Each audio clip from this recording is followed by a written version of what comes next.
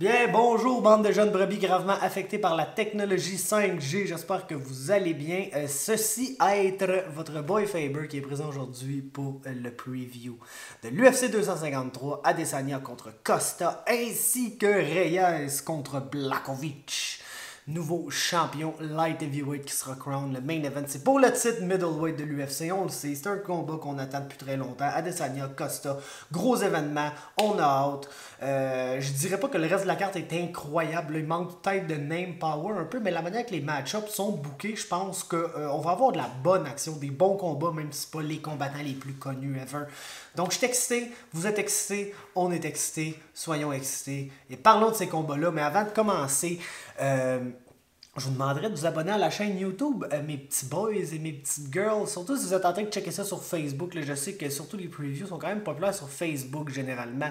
Donc, allez sur MMA Talk sur YouTube. Abonnez-vous. Je le sais qu'il y a quelqu'un qui a mentionné dans les commentaires. Il y a comme 2 MMA Talk qui sortent quand vous le tapez sur YouTube. Il y a 2 channels qui sortent. Il y en a un qui sort avant moi. Mais c'est le même logo dans le fond que sur la page Facebook. Pis tout. Fait que, man. Vous devriez être capable de le trouver. Si vous êtes sur YouTube et vous vous dites hey, je m'abonne dessus, je m'abonne pas. Mais je vous le conseille grandement parce qu'il y a plein d'affaires à checker sur cette digne chaîne, dont toutes mes analyses et prédictions pour toutes les astis de combat du UFC qui arrivent là, dans l'année, j'en manque pas un. On a le Hypo Podcast avec mon boy Greg, on a le Fabercast avec moi-même puis mes invités quand j'en ai.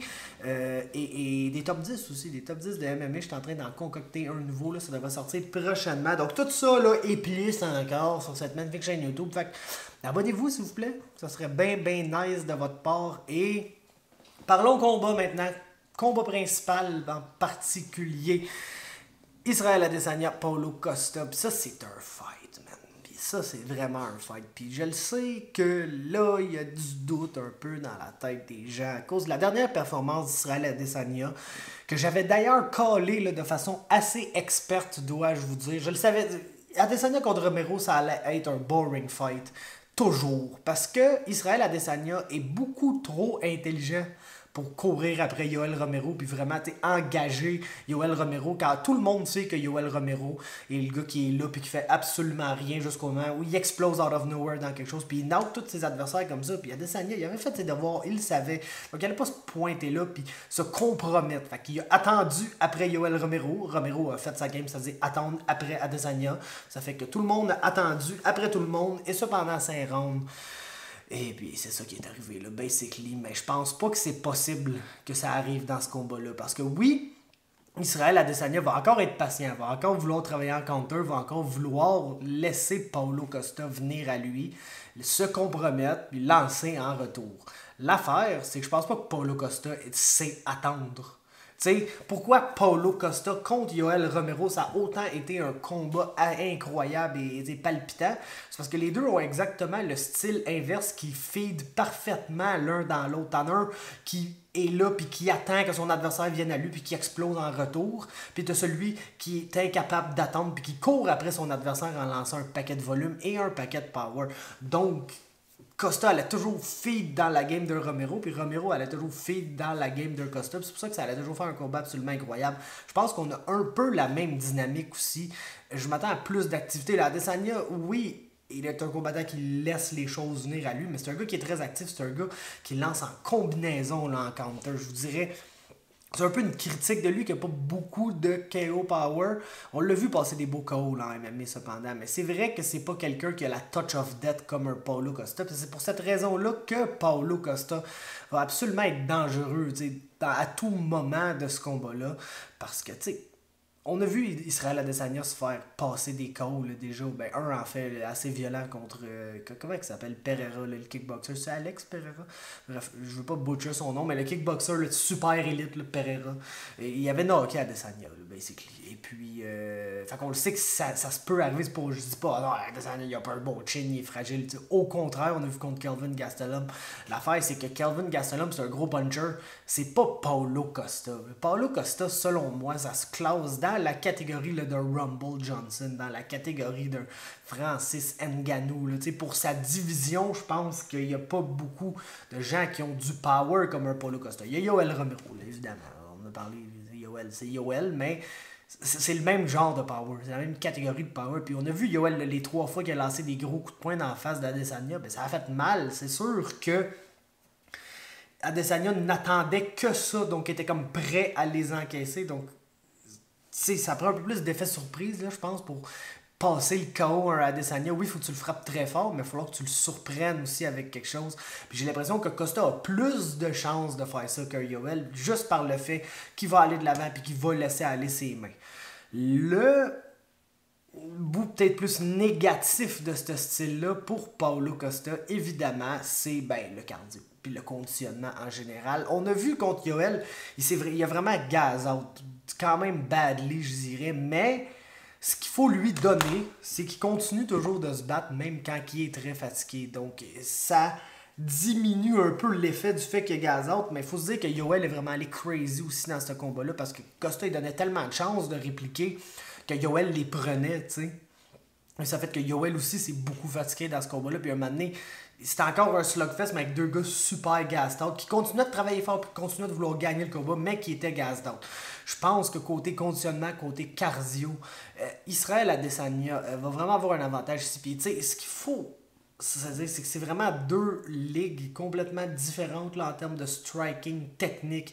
Et qu'Israël Adesanya, oui, c'est pas avec des 4-11, mais a déjà affronté des power punchers à la Paulo Costa. Puis il a déjà perdu contre eux comme Pereira, mais il a déjà gagné contre d'autres aussi dans Glory et même en MMA. Donc, c'est sûr que quand je regarde ce combat-là, il faut que je me dise que j'ai probablement pas le choix de favoriser le champion Adesanya ici. Puis je sais que la marche est mince, mais la marche est mince juste à cause du power de Paulo Costa. Si Paulo Costa arrive dans ce combat-là, même style match-up, mais il n'y a pas le power pour KO n'importe qui, c'est pas un bon style match-up. Parce que comme je dis, il y a tellement donné de chance à Yoel Romero de le counter. Puis à chaque fois que Yoel Romero le counterait, ça touchait la cible. Donc, quelqu'un de plus rapide, de plus précis, puis qui est mieux aussi pour, genre, rentrer dans un angle, lander son strike, sortir sur un autre angle pour s'ouvrir la porte pour peut-être lander d'autres strikes en sortant, puis ne plus être devant son adversaire, qui est Paulo Costa. Tu sais, oui, il a des connaissances en termes de couper la cage, ces affaires-là, mais va préférer te chasser dans la cage que genre d'essayer d'être patient puis couper un angle pour te surprendre avec quelque chose. Donc, le niveau de striking est complètement différent là, entre un Adesanya qui est probablement le meilleur pur striker qu'on a en MMA aujourd'hui et quelqu'un comme Paulo Costa qui est-il vraiment un bon striker? C'est un bon striker en termes de MMA, mais sa puissance dans sa main, c'est vraiment ça qui l'amène là, comme étant un bon striker en MMA. Je pense que sans ça, on se retrouve avec un combattant assez ordinaire, merci. Là. Donc, je vais avoir Israël Adesanya dans ce combat-là. Je vais même avoir par TKO au round 5. Je pense pas qu'il va genre allumer Paulo Costa. Là. Loin de là, je pense juste que plus le combat va aller, plus Adesanya va avoir un read sur Costa, oui, mais aussi va être en meilleure condition physique que lui. Je pense que Paulo Costa le sait très bien que ses plus grosses chances vont être dans les 3 premiers rounds de ce combat-là. Puis je pense qu'il va vraiment tout essayer de prendre ces chances-là. Puis dès que ça va comme passer le 4-5e, je pense que son cardio, sa condition physique va vraiment venir en compte là, dans ce combat-là. Puis je pense que Adesanya va l'avoir comme TKO au 5e round. Là, vraiment par combinaison de un beau coup bien placé avec du volume puis un adversaire vraiment épuisé. Puis je pense que c'est ça qui va coûter le combat à Costa. Donc Adesanya. Désolé, c'était pas super propre ça. TKO, 5e round. Passons au co-main event de la soirée. Dominic Reyes, Jan Blachowicz pour le titre 205 livres de l'UFC. Puis ça, je pense que c'est quand même unanime dans l'opinion publique que Reyes, ça doit être quand même assez favori pour ce combat-là. Parce que, il a basically battu John Jones, là. Je pense que tout le monde, ou presque... C'est parqué! Merci, monsieur. Tout le monde ou presque a vu Reyes battre Jones dans ce combat-là. Et puis, c'est dur à dévoir, surtout quand le gars a eu immensément de succès avant. Puis oui, il y a eu des combats serrés. Puis je pense que c'est plus ces combats-là qui viennent me donner un read sur le Blachowicz fight que le combat contre John Jones. Dans le sens que, si on a vu vraiment Reyes démolir déjà, mais quand il a pris le upper echelon s'est mis à affronter des gars comme Volkanos Demir. On l'a vu vraiment slow down sa game un peu, vraiment se concentrer sur garder sa distance, être at range, travailler en arrière de ses kicks, travailler en arrière de son jab, puis vraiment essayer de plus placer ses coups, plus placer ses combinaisons, contrairement à ce qu'il faisait là, au début de sa carrière, qui était juste comme pas mal bomb rush des gens, puis les démolir complètement. Puis on l'a vu peut-être un peu revenir à ça contre Chris Weidman, là, avec se battre contre John Jones, parce qu'il savait qu'il pouvait le faire. Quand il sait qu'il peut le faire, il le fait. C'est ça qui est très bon dans la game de Dominic Reyes, c'est que c'est quelqu'un qui a un très bon feel là, pour le combat, très intelligent, sait qu'est-ce qui se passe, sait à peu près comment ça se passe aussi. Tu sais, souvent il y a des fighters que ils ont besoin de leur cornerman pour leur rappeler ah oui là, regarde, ce round-là il était serré, je pense pas que t'as gagné, ou je suis pas mal sûr que t'as gagné ce round-là, parce que le gars il est tellement dans son combat qu'il se rend pas trop compte de qui gagne, qui a les meilleurs moments. Reyes a l'air d'avoir ce genre de feel-là pour le combat, qui est capable de détecter là, ça, je pense pas que je suis en train de gagner ce début de le round-là, faudrait que j'up le volume un peu. Puis là, il up son volume, fait des ajustements dans le milieu des rounds pour être capable d'aller les enlever. Puis c'est quelqu'un aussi qui reconnaît là, comme ça quand t'es fini. Là, basically, c'est soit que parce qu'il se mal, soit qu'il voit une baisse de régime, puis qu'il dit ok, si j'augmente le mien, c'est sûr que je le sors de là. Mais il y a vraiment un bon read pour quand c'est le temps là, d'augmenter le pace, d'y aller all-in, de lander le gros power punch qui va mettre un terme au combat. Et puis ça fait de là un match-up assez difficile là, pour Jan Blachowicz, que généralement va vouloir être at range puis kickbox avec des gens. Je pense qu'il y a moins de power que Dominic Reyes. Je pense qu'il est moins vite que Dominic Reyes.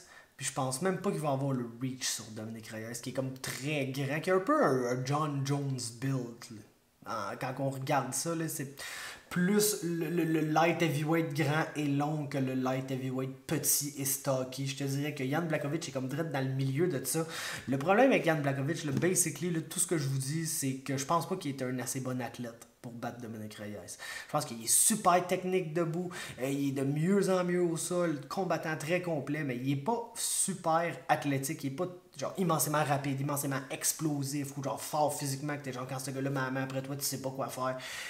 C'est ça qu'il n'y a pas dans sa game, puis c'est ça que ça te prend pour être un champion light heavyweight là, basically. Le gars super athlétique va souvent devenir champion dans cette division-là en précis où comme t'as beaucoup de freak athletes, puis Dominic Reyes est ce freak athlete-là, et selon moi, peut-être un peu moins technique là, qu'un Jan Blachowicz, mais c'est de très peu, c'est parce qu'il est plus jeune dans sa carrière, puis il n'a pas l'expérience d'un Jan Blachowicz. Là. Dans 5 ans d'ici, je pense pas qu'il va y avoir aucun doute de qui est plus technique entre Dominic Reyes et Jan Blachowicz. Donc j'ai Dominic Reyes par KO au 3e round. Blachowicz a tendance là, à être dans des guerres qui sont quand même back and forth, puis de se faire finir later dans le combat. On l'a vu contre Thiago Santos là, notamment. Donc j'ai un KO 3e round pour Dominic Reyes qui deviendra ainsi, selon moi, le champion light heavyweight de l'UFC.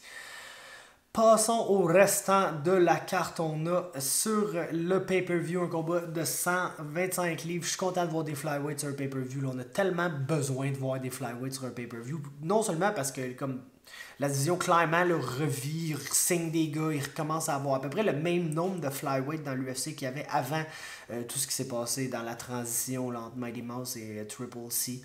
Et puis, c'est des combats vraiment super intéressants à chaque fois, là, les flyweight. Donc, comment ne pas les apprécier? Puis là, on a vraiment deux gars qui donnent toujours des très bons fights. Kai Kara France, Brandon Royval. Et puis, il y a une partie de moi qui aimerait juste vraiment ça, là, que Brandon Royval donne encore une soumission bâtard. C'est quelqu'un qui est vraiment bon sur son dos, qui a vraiment une game de armbar triangle assez solide, transitionne bien entre les deux. Puis c'est comme pas le flyweight que je voudrais chiller dans sa garde tant que ça, pour être bien honnête avec vous. L'affaire, c'est que je sais pas vraiment si ça va se rendre là. Puis je sais que oui, c'est un bon striker. Je pense que je sais pas s'il va être plus long que Kai Kara France. Sûrement parce que Kai Kara France est quand même petit et stocky, là, même pour la division 125 livres. Donc je pense que tout le monde est un peu plus long que lui. Mais Royval, même si c'est pas le plus long des flyweights, joue une distance game. Là, un style de rester at range puis de pepper des combinaisons, là, essayer de travailler en volume parce que justement ça ne dérange pas trop s'il se fait takedown parce qu'il est vraiment très très bon dans sa garde. Je pense qu'il va falloir qu'il aille au sol, cependant. Pour gagner ce combat-là, là, honnêtement, je pense qu'il va falloir que ça aille au sol. Parce que Kai Kara France est comme direct le genre de gars qui aime avoir un gars un peu plus rangy qui travaille en volume. Parce que quand le gars rentre dans la pocket pour lancer sa combinaison, Kara France est super tough. Il est très bon défensivement, là, généralement, capable de comme roll avec les punches, lever sa garde. Pas se faire hit clean. Bref, c'est pas un gars qui se fait tant hit clean que ça. Puis c'est un excellent counter-striker que justement quand tu es dans le milieu d'une combinaison, il est capable justement de roll avec un punch, planter ses pieds puis de counter solidement. Puis je pense que c'est pas mal ce genre de dynamique-là qu'on va avoir dans ce combat-là. Royval qui essaie de crasher à l'intérieur pour soit essayer d'amener le combat au sol, soit essayer de l'amener une combinaison. Va se faire counter hard par Kai Kara France qui est aussi quelqu'un qui défend généralement très bien les takedowns. En fait, tu sais, flyweight, c'est tous des bons scramblers. C'est pas le meilleur des scramblers, là. Je pense que c'est un des flyweight qui peut-être au niveau plus élite pourrait peut-être se faire contrôler par un meilleur grappler un peu. On n'est pas au niveau plus élite, cependant ici, on est comme, je pense, top 15, bas du top 15, milieu du top 15 en termes de calibre, le flyweight ici. Puis je pense pas que Royval a comme vraiment la lutte pour réussir à forcer Kai Kara France à le grapple dans ce combat-là. Fait que je vais avoir Kai Kara France par décision ici. Ensuite, Ketlen Vieira, Sijara Eubanks chez les dames, 135 livres. Sijara a donné une très belle performance contre qui est-ce déjà qu'elle se battait? Pourquoi j'ai oublié? Elle se battait comme même pas il y a 2 semaines. En plus, je pense que c'est contre quelqu'un que j'étais là. Ah oui, cette fille-là, cette fille. Ah, pourquoi je m'en rappelle pas? Julia Avila, exactement. Julia Avila. Ça a été une belle performance impressionnante où elle a réussi à comme out-bully la bully. J'ai l'impression que Ketlen Vieira est un peu une bully aussi. Bien que vraiment plus élite là, en termes de niveau qu'une Julia Avila qui s'en vient, est une bonne prospect dans cette division-là. Ça fait quand même longtemps qu'elle se bat. Puis, elle s'en vient là, tranquillement, pas vite. Mais il y a encore des lacunes claires dans sa game. L'affaire ici, c'est que je pense pas vraiment que Sijara Eubanks va être capable d'outstriker Ketlen Vieira. Je pense que ça va être bon, ça va être compétitif debout. Mais je pense pas que c'est Sijara Eubanks qui va avoir l'avantage du combat debout. Et je me fie un peu moins sur le fait qu'elle va être capable de take down Ketlen Vieira at will puis la dominer là. Ketlen Vieira est généralement une assez bonne grappler, quelqu'un qui est difficile à contrôler, qui est difficile à amener au sol en général. Donc je pense que Eubanks va avoir à travailler plus fort pour amener le combat là où elle le veut pour gagner qu'une Ketlen Vieira qui va probablement vouloir garder ça debout ici puis assez bien défendre les takedowns généralement. Donc mon pick est Ketlen Vieira par décision. Ensuite, le premier combat sur le pay-per-view, c'est le Canadien Hakeem Dawodu qui affronte l'ennemi juré de mon boy Greg Saint-Pierre, Zubaira Tukhugov. Écoute, quand que tu frappes Conor McGregor là, en Sucker Punch, man, ça va être condamné, gros. La peine de mort, man, ce maudit gibier de potence là. Fait que... Pour ce qui en est du fight, Tukhugov, c'est le genre de gars qu'on dirait que j'undersell tout le temps, puis là, il gagne son combat, puis je me dis, pourquoi que j'ai comme tellement le feeling qu'il est pas si bon que ça, mais que finalement, il est quand même assez bon. Je pense, personnellement, c'est parce qu'il est comme... C'est un des meilleurs généralistes, en fait, que tu vas trouver.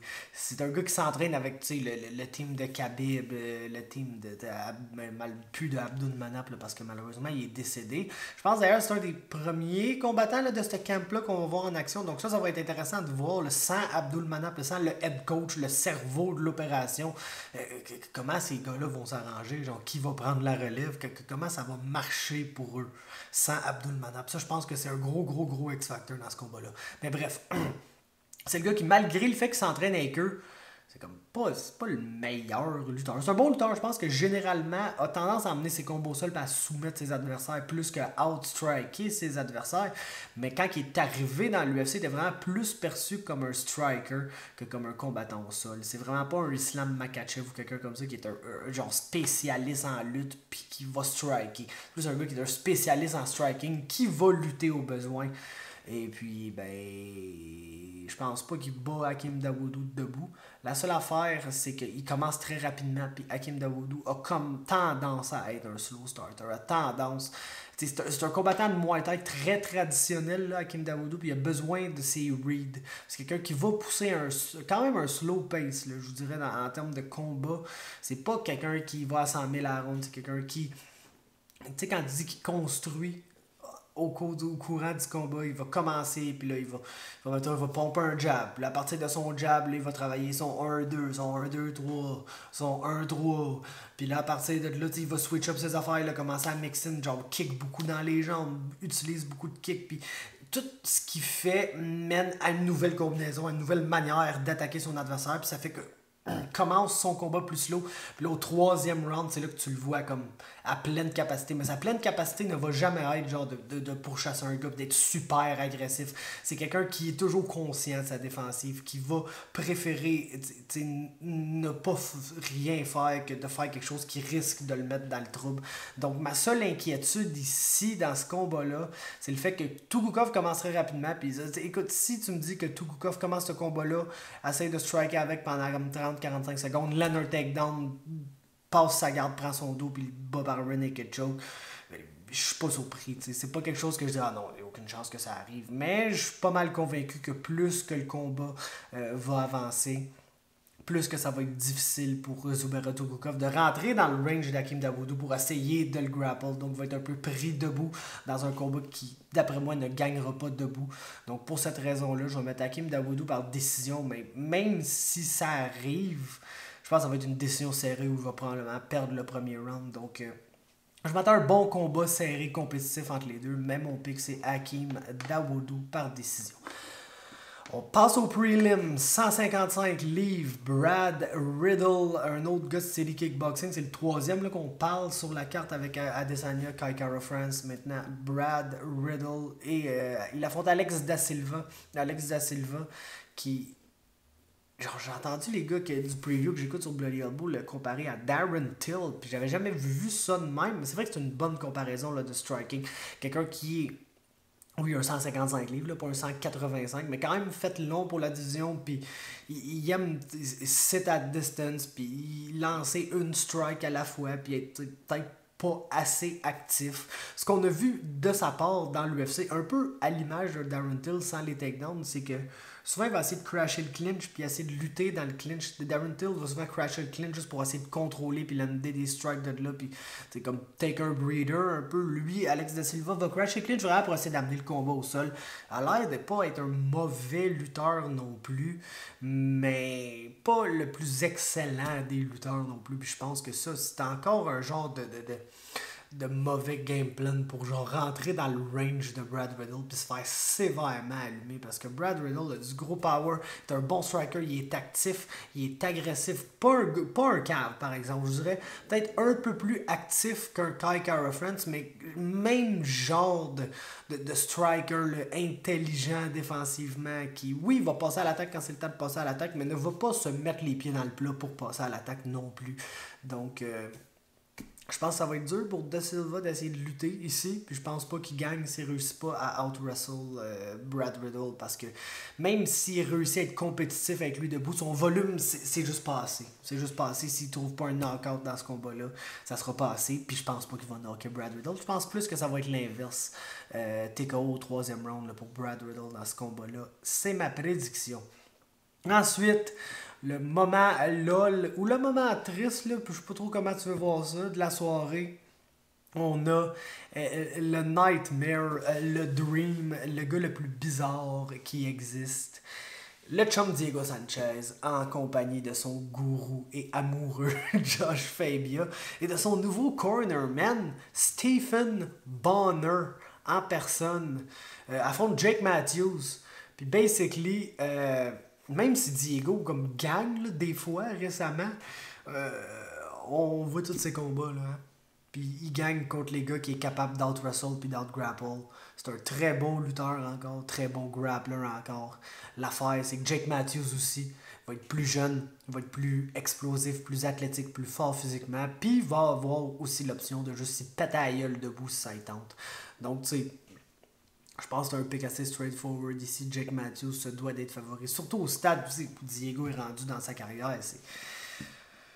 C'est Diego Sanchez, man. Qu'est-ce que je te dis, ce gars-là? Il n'y a pas grand-chose à dire à part que plus le temps avance, plus tout le dommage qu'il a mangé à la tête a l'air de paraître dans ses comportements de la vie de tous les jours. Puis je pense pas que c'est une très bonne condition pour continuer ta carrière MMA. Fait que j'ai Jake Matthews par décision parce que Diego Sanchez est encore super tough puis se fait très rarement finir. Bien qu'il s'est déjà fait passer le KO debout là, par Joe Lauzon, mais ça on dirait que c'était pas trop de stock là-dedans. Jake Matthews décision. Ensuite, on a Shane Young face à Ludovic Klein et c'est un combat très intéressant, probablement le plus intéressant sur les prelims. C'est un début dans l'UFC pour Ludovic Klein, mais très bon combattant. Un autre là, dans le style d'un Riddle ou d'un Dawodu ou même d'un Kai Kara France qui est très bon debout mais qui est bien defensively minded aussi, qui va pas se foutre dans le trouble pour lander ses combinaisons. Aime garder quand même un slow pace. Il me fait pas mal penser à Dawodu en plus.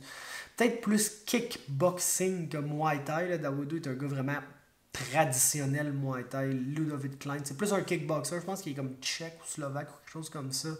Fait qu'il est comme pas trop loin des Pays-Bas, de l'Hollande à Amsterdam et tout. Fait qu'il est plus un Dutch kickboxer, là, je vous dirais, en style de combattant généralement, qu'un combattant Muay Thai. Aussi, ce que j'ai vu de ces combats qui m'a très impressionné, c'est son takedown defense. Il semble avoir des hanches absolument incroyables. L'air d'être un très bon athlète, ce qui fait de lui un très bon scrambler. Fait que oui, des fois, on l'a vu se faire takedown, même si ça en prend beaucoup là, à ses adversaires pour le takedown. Des fois, ça marche, mais c'est le genre de gars que dès qu'il est au sol, va trouver comme les pieds dans les hanches. Ou en half-guard, va sauter, va virer sur un single leg, essayer de takedown lui-même son adversaire pour pouvoir se séparer du clinch par après.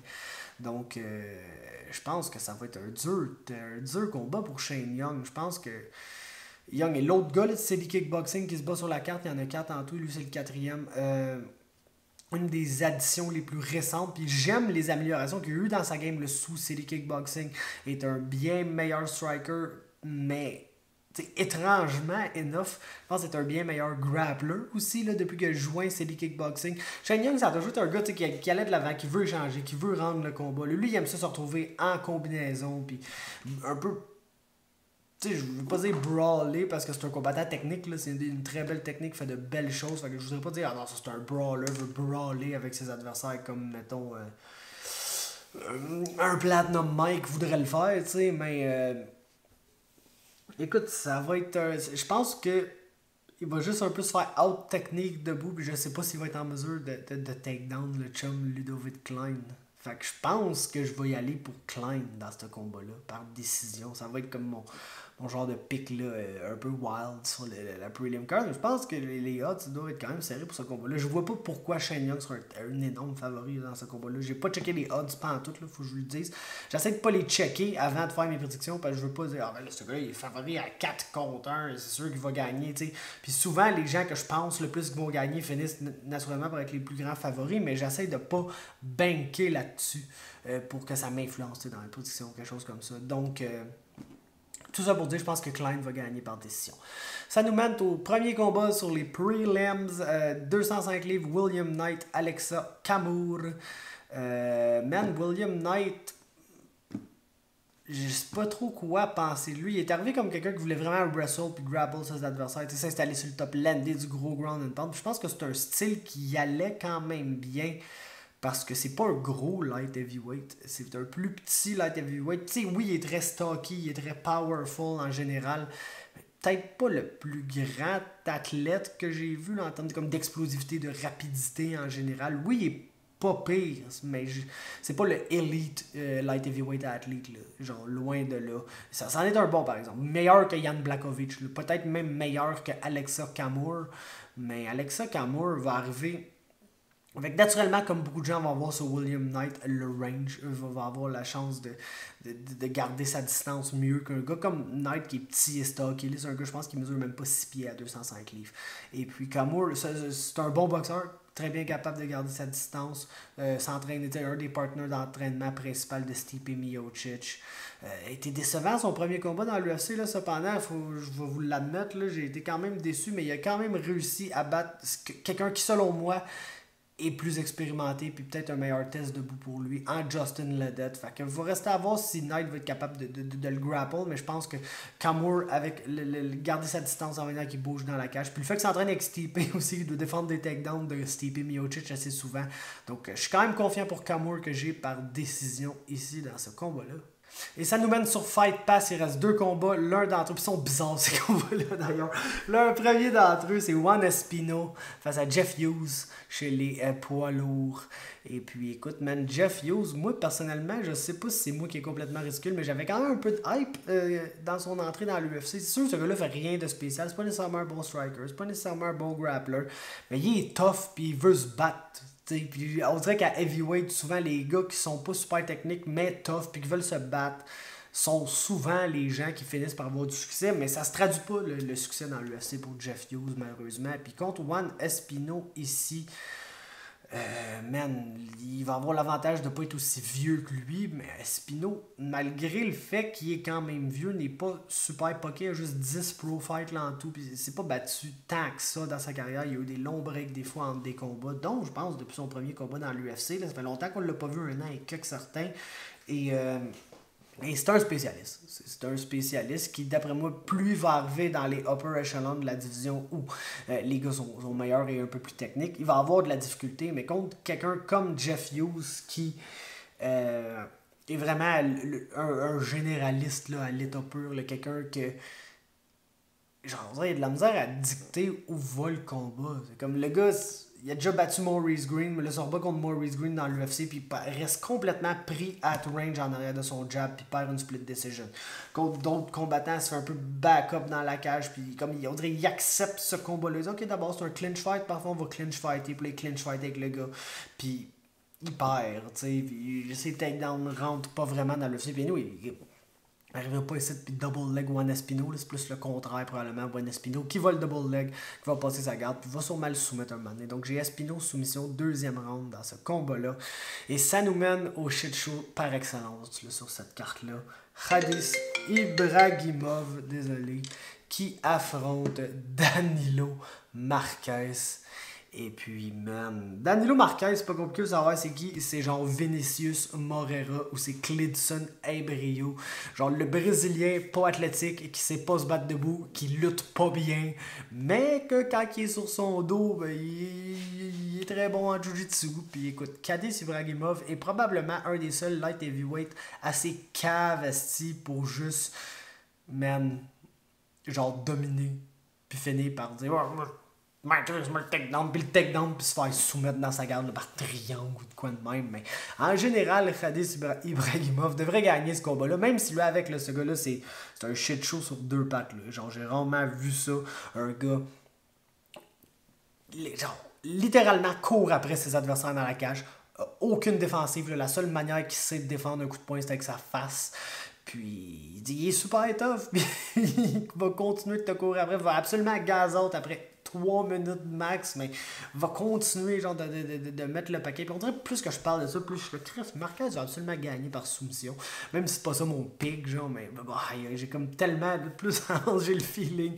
Je le vois tellement, là, Ibragimov, là, il allait all-in, c'est comme un malade mental, se gaz out complètement, essayer un lazy takedown parce que genre, là, je suis complètement gaz out, je vais essayer de prendre un breather dans sa garde parce qu'il a clairement pas fait ses devoirs, parce que c'est Khadis Ibragimov, tu t'attends pas à ce qu'il arrive avec un game plan autre que de te courir après puis d'empty son gas tank en 3 minutes. Puis là, ben, il va se retrouver sur le top puis il va dire je peux respirer ici, puis il va se faire passer un triangle puis il va se faire taper là, de quoi de même. Je le sais que c'est ça qui va arriver. Mon pick, c'est quand même Ibragimov par décision, puis je le changerai pas parce que Marquez, c'est comme, il est pas bon là. Vraiment, c'est pas. Je sais pas ce qu'il fait. Le gars, je pense sa dernière victoire, c'est comme quelqu'un qui a une fiche de 0-16 de quoi de même. C'est pas battu depuis 2 ans. Il a déjà perdu contre genre Marin Dennis, puis des gars genre vraiment regional level là, as fuck.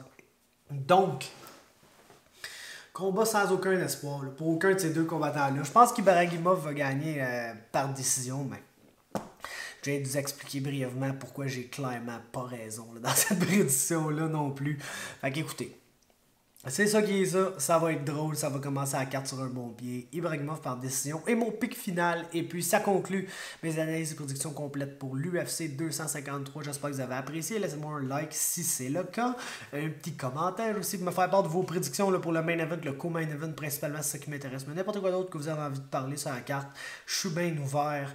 Et abonnez-vous à MMA Talk sur Facebook, mais surtout là sur YouTube. C'est sur YouTube qu'on a besoin de monde. Fait que abonnez-vous sur YouTube et partout ailleurs, là, Instagram, Twitter. J'essaie même de live tweet là, des fois pendant les events. Fait que vous aurez checké ça si vous avez Twitter. Je sais pas combien de temps ça va durer par exemple, mais vous checkerez ça. En tout cas, ciao.